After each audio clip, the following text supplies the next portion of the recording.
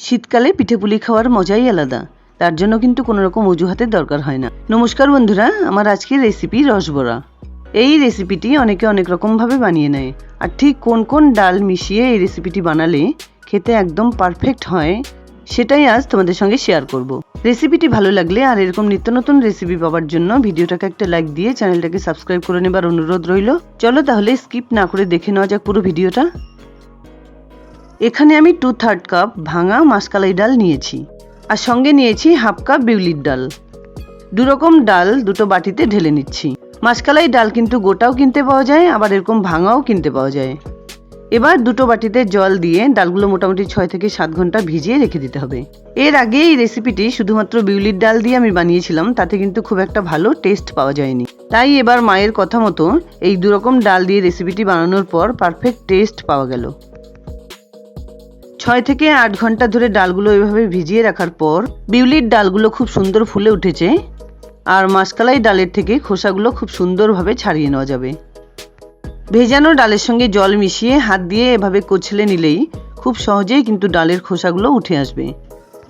তারপর এভাবে আলতো করে জলটাকে খেলিয়ে খেলিয়ে খোসাগুলোকে কিন্তু খুব সহজেই আলাদা করে নেওয়া যাবে।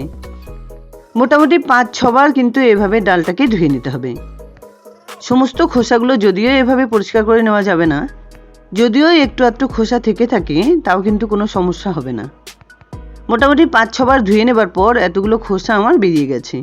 এবার ডালগুলোকে একটা মিক্সিং জারে তুলে নিচ্ছি। বিউলির ডালগুলো এদিকে 2-3 বার ধুয়ে নিয়েছি। এবার এই ডালের সঙ্গে বিউলির ডালগুলো জল ছেঁকে তুলে নিচ্ছি। এবার বারবার একটা স্প্যাচুলা দিয়ে নাড়াচাড়া করে ডালগুলোকে খুব সুন্দরভাবে কিন্তু পেস্ট করে নিতে হবে। এর সঙ্গে কোনো রকম জল ব্যবহার করা চলবে না। যদি মনে হয় যে শুকনো অবস্থায় ডালগুলো পেস্ট করতে একটু অসুবিধে হচ্ছে, তাহলে 2 টেবিল স্পুন জল ব্যবহার করা যেতে পারে। দেখতে পাচ্ছ দুরকম ডাল কিন্তু আমার সুন্দরভাবে পেস্ট করে নেওয়া হয়ে গেছে। এবার সমস্ত ডাল বাটাটা একটা বড় বাটিতে তুলে নিতে হবে। তোমরা তো এই রেসিপিটি অনেক রকমভাবেই বানিয়ে নিয়েছো। আমার এই ভিডিওটি ফলো করে এভাবে একবার বানানোর অনুরোধ রইল। সমস্ত ডাল বাটাটা খুব ভালোভাবে কেচে একটা বাটিতে তুলে নেবার পর মিশিয়ে দিচ্ছি হাফ টিস্পুন নুন আর 1 চিমটি জোয়ান। এবার হাত দিয়ে খুব ভালোভাবে কিন্তু ডাল বাটাটাকে ফেটিয়ে নিতে হবে। যত ভালোভাবে ফেটিয়ে নেওয়া যাবে রসবড়া কিন্তু ততই ভালো হবে খেতে। রসবড়ার এই রেসিপিটি মাসকালাই ডাল মিশিয়ে যদি বানিয়ে নেওয়া যায়, তাহলে কিন্তু এর ফ্লেভার বা টেক্সচার বা টেস্ট সব কিছুই কিন্তু খুব সুন্দর হয়, আর বড়াগুলো খুব সুন্দর নরম হয়। পারফেক্টভাবে ডালটা ফেটিয়ে নেওয়া হয়ে গেছে সেটা বুঝতে হলে একটা বাটিতে বা কাপে কিছুটা পরিমাণ জল নিয়ে 1 ফোঁটা ব্যাটার দিলে সেটা যদি ভেসে ওঠে, তাহলেই মনে করতে হবে যে পারফেক্টভাবে এটা ফেটানো হয়ে গেছে। এবার গ্যাস অন করে দুদিকে দুটো কড়াই বসিয়ে দিয়েছি, সঙ্গে ডালের ব্যাটারটা নিয়ে নিয়েছি। প্রথমে আমি রসবড়ার জন্য রসটা বানিয়ে নেব। তার জন্য একটা কড়াইতে 2 গ্লাস পরিমাণ জল দিয়ে দিলাম। জলের সঙ্গে মিশিয়ে দিলাম 200 গ্রাম ওজনের খেজুর গুড় বা নলেন গুড়ের একটা চাকতি। এর সঙ্গে দিয়ে দিলাম চায়ের কাপে মেপে 1 কাপ পরিমাণ চিনি। অন্য আর একটা কড়াইতে পর্যাপ্ত পরিমাণে সাদা তেল গরম হতে বসিয়ে দিয়েছি। এবার চিনি আর গুড়টাকে আলতো করে জলের সঙ্গে এভাবে মিশিয়ে দেওয়ার পর গলে আসা পর্যন্ত অপেক্ষা করতে হবে। যাতে গুড় খুব সহজে জলের সঙ্গে মিশে যায়, সেই জন্য কিন্তু আমি ভেঙেও এভাবে ইউজ করি, তাছাড়া গ্রেট করেও জলের সঙ্গে মিশিয়ে দিই। আজ আর হাতে সময় ছিল না, তাই এভাবেই মিশিয়ে দিলাম। চিনি গুড় গলে আসা পর্যন্ত তেলটাও কিন্তু গরম হয়ে গেছে, আর গুড়ের রসটাকে এভাবে কন্টিনিউ জাল করে নিতে হবে। তেলটা খুব ভালোভাবে গরম করে নেবার পর ফ্লেমটাকে লো টু মিডিয়ামে রেখে ব্যাটার এভাবে অল্প অল্প পরিমাণে তুলে নিয়ে আমি যেভাবে দেখিয়ে দিচ্ছি 2-3 আঙুল দিয়ে ব্যাটারটাকে এভাবে একটু সেট করে নিয়ে তারপরে বড়াগুলো বানিয়ে নিতে হবে। তেলের মধ্যে প্রথম অবস্থায় যতগুলো বড়া এভাবে ভেজে নেওয়া যায় ঠিক ততগুলোই কিন্তু ভেজে নিতে হবে। একসাথে অনেকগুলো করে ভাজতে গেলে একটার সঙ্গে আরেকটা লেগে গিয়ে খুব বিচ্ছিরি একটা ব্যাপার তৈরি হবে। বড়াগুলো ভেজে নিতে নিতে গুড়ের রসটাও কিন্তু কন্টিনিউ জাল করে নিতে হবে। রসবড়ার রসটা যদি খুব ভালো মিষ্টি হয়, তাহলে কিন্তু এই রেসিপিটি খেতে বেশি ভালো লাগবে। সেজন্যই আমি গুড়ের সঙ্গে কিছুটা পরিমাণ চিনির ব্যবহার করলাম। যেহেতু গুড়ের থেকে চিনির মিষ্টত্ব একটু বেশি, তাই এখানে একটু চিনি মেশানো হলো। মিডিয়াম ফ্লেমে 1-1.5 মিনিট একটা সাইড ভেজে নেবার পর উল্টে দিয়ে অপর সাইডটাও ভেজে নিচ্ছি। ততক্ষণে গুড়ের রসটা কিন্তু খুব ভালোভাবে জাল হয়ে যাবে। তেলে ছেড়ে দেওয়ার সময় একটা বড়ার সঙ্গে আরেকটা বড়া লেগে গিয়ে এরকম টাইট হয়ে যেতে পারে, তাই খুন্তি দিয়ে খুব সাবধানে এগুলোকে ছাড়িয়ে দিতে হবে।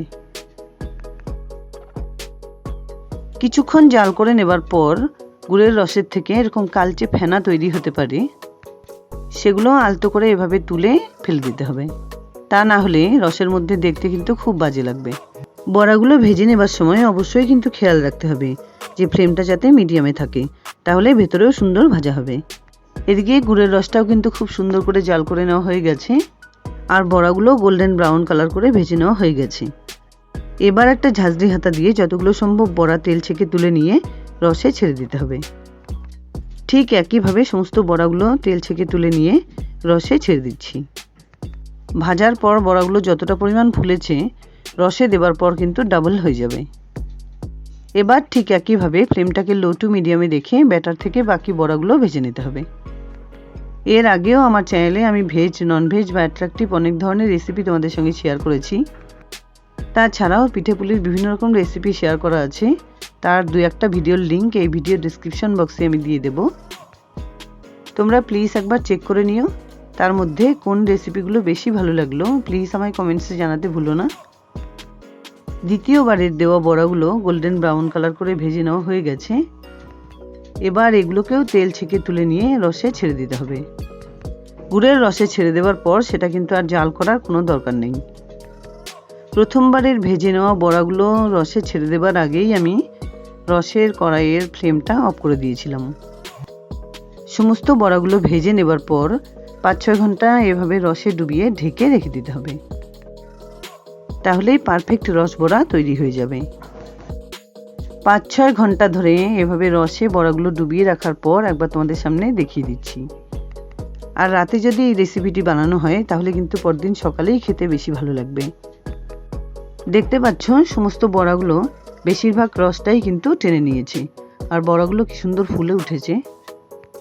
রসবড়ার বড়াগুলো যদি এরকম রসালো হয় তাহলেই তো খেতে বেশি ভালো লাগে, আর পিঠে পুলি পায়েস বাসি করে খেলেই বেশি ভালো লাগবে। অর্ধেকটা পরিমাণ রস কিন্তু বড়ার নিচে রয়ে গেছে। যাই হোক, কিছুটা পরিমাণ রস বড়া এর থেকে আমি একটা বাটিতে তুলে নিচ্ছি। আমার এই রেসিপিটি ভালো লাগলে এরকমভাবে একবার অবশ্যই ট্রাই করার অনুরোধ রইল। যাই হোক, দুর্দান্ত স্বাদের রসবড়ার রেসিপি আমার এখানে রেডি অ্যান্ড সার্ভড। আশা করছি বন্ধুরা আমার এই রেসিপিটি তোমাদের খুব পছন্দ হয়েছে। যদি এতটুকুও ভালো লেগে থাকে তাহলে প্লিজ ভিডিওটাকে একটা লাইক করো, শেয়ার করো ফ্যামিলি ফ্রেন্ডসদের সঙ্গে। আর আমার চ্যানেলে নতুন বন্ধু হয়ে থাকলে প্লিজ চ্যানেলটাকে সাবস্ক্রাইব করে পাশে থাকা বেল আইকনটা অলে করে দিও, যাতে আমার আপলোড করা সমস্ত রেসিপির নোটিফিকেশান সবার আগে তোমাদের কাছে পৌঁছে যায়। দেখা হচ্ছে নতুন কোনো রেসিপি নিয়ে। ভালো থেকো, ধন্যবাদ।